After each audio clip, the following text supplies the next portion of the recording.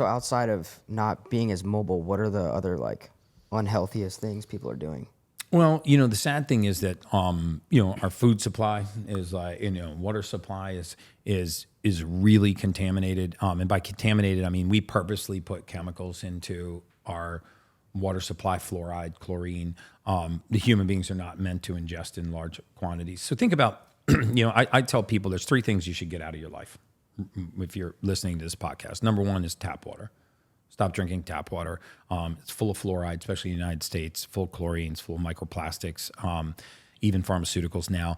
So what we did was, during the Industrial Revolution or the Agricultural Revolution, we started making fertilizers called phosphate fertilizers. And when you make a fertilizer, you have a waste product called fluorosilicic acid. So we didn't know what to do with this waste product because if we left it in the fertilizer, it would kill the seed. So we took it out of the fertilizer and we decided to put it in our municipal water supply as fluoride. So now we know now it's not up for debate. The science is on my Instagram if you want to see the links to it. The National Toxicology Program just put a big, huge clinical study out about it. So we put this fluoride in our drinking water. It's a neurotoxin, right? So, and then the way that we raise our food, we spray our food with something called glyphosates. This is found in Roundup. Glyphosates is one of those chemicals that's so deadly that it actually kills the seed. So then we genetically modified the seed, and now you have this glyphosate in our food. You have this fluoride in our water, and so we're kind of micro-poisoning ourselves all the time. What's the reason that they're putting the fluoride in the water and the phosphate on what's their logic for that? Well, I mean, their logic is that it prevents dental decay, right? So there is very, very, very marginal, horrifically weak data that marginally indicates that there might be slight positive impact on protecting the enamel of teeth with fluoride.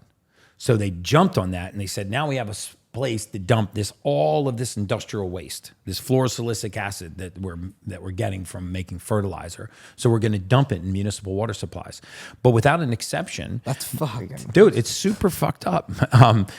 Without an exception, if you look at the municipalities that put fluoride in their water, as fluoride goes up, IQ goes down.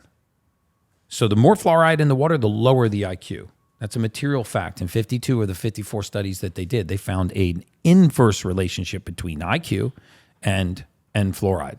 So, I tell people to wake up and sort of, just take charge of your own health, get some data on your body, put an imaginary fence around yourself and filter things before they get to your body rather than letting your body be the filter. What's one common thing that you see in your patients that they lack that you see in their data?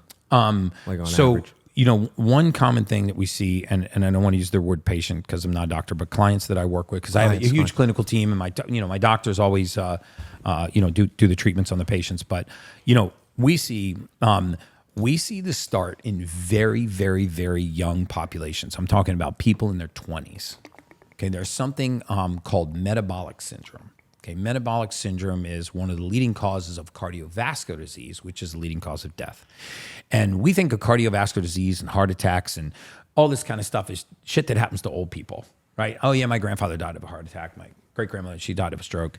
But this doesn't start in late in ages. This starts early in life, right? And it just nibbles away at you. So what's metabolic syndrome? Abdominal obesity, poor cholesterol, like poor HDL cholesterol, poor blood sugar, what's called hemoglobin A1C, very high levels of insulin, high levels of fat in the blood. If you have 2 of those 5, you have metabolic syndrome. We see 5 of those 5 in younger and younger 20-somethings all the time right now.